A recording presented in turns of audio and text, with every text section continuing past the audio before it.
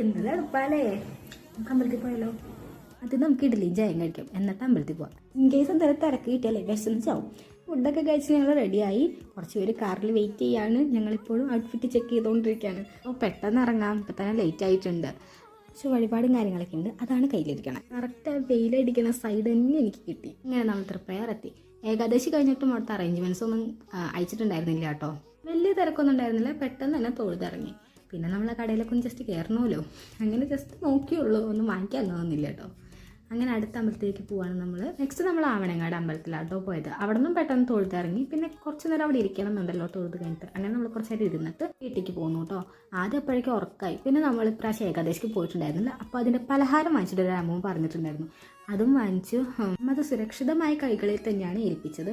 വീടത്തിടയിൽ മുന്നേ അതിൻ്റെ മേത്ത് വീണുറങ്ങായിരുന്നു. വീടെത്തിയത് നമ്മളെ ചിപ്സ് ഒക്കെ എടുത്ത് കഴിച്ചു നോക്കി. നല്ല എണ്ണ കാറിയ മുറുക്കായിരുന്നു കേട്ടോ. പൈസ നഷ്ടം. പിന്നെ ഞാൻ ആ മധുരസേവ വാങ്ങാൻ ഞാനാണ് അമ്മനോട് പറഞ്ഞത്.